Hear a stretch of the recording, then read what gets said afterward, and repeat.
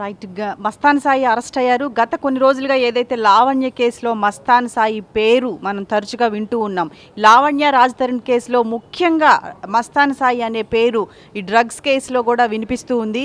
అయితే ఇప్పుడు ప్రధానంగా మస్తాన్ సాయి ఏదైతే గతంలో నుంచి డ్రగ్స్ కేసులో ఏదైతే అనుమానితులుగా ఉన్నారో ఇప్పుడు డ్రగ్స్ కేసులోనే అరెస్ట్ అయ్యారు.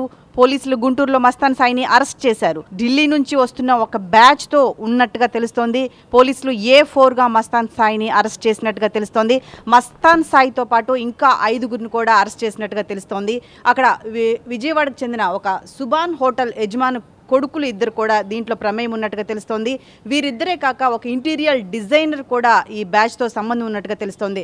మొత్తానికి లావణ్య రాజ్ తరుణ్ కేసులో ఏదైతే ట్విస్ట్గా మస్తాన్ సాయి పేరు మనకు తరచుగా గత ఒక నెల నుంచి ఏదైతే పేరు వింటూ ఉన్నామో, ఈ మస్తాన్ సాయి అనే వ్యక్తి అయితే బయటికి రాలేదు. ఎంతసేపు శేఖర్ భాషా, లావణ్య వీళ్ళే మీడియాకి ఇంటర్వ్యూలు ఇవ్వటం, వీళ్ళు మాట్లాడటమే జరిగింది. మస్తాన్ సాయిని ఫోన్లో తీసుకోవడానికి కూడా ఫోన్ నెంబర్ కూడా కాంటాక్ట్ అవ్వని పరిస్థితిలో మస్తాన్ సాయి ఉన్నాడు.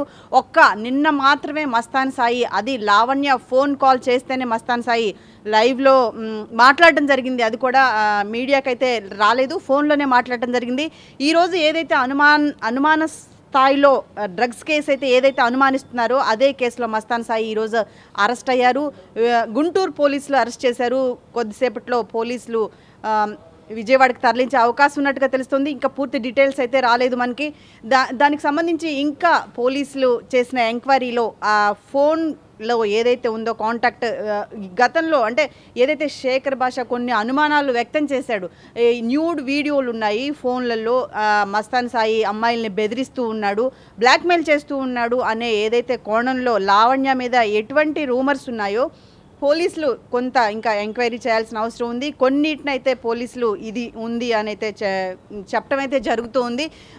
ఆ ఫోన్లో ఇంకా తెలంగాణ, ఏపీకి సంబంధించిన న్యూడ్ వీడియోస్, అమ్మాయిల ఫోటోలు, సీక్రెట్ కెమెరాలను పెట్టుకొని అమ్మాయిల్ని వీడియోలు తీసి అమ్మాయిల్ని బెదిరించి అమ్మాయిల్ని బ్లాక్మెయిల్ చేసి వారికి డ్రగ్స్ అలవాటు చేసి నెమ్మదిగా వాళ్ళని ఈ రొంపిలోకి దింపి ఈ విధంగా బ్లాక్మెయిల్ చేసే ఉన్నట్టుగా తెలుస్తోంది.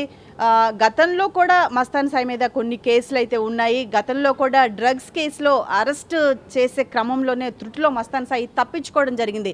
ఈసారి మస్తాన్ సాయి గత 2 రోజుల నుంచి పోలీసులు అయితే ఎంక్వైరీ చేస్తూ ఉన్నారు. ఒక దర్గాలో, గుంటూరులో ఉన్న ఒక దర్గాలో మస్తాన్ సాయి తలదాచుకున్నట్టుగా కూడా తెలుస్తోంది.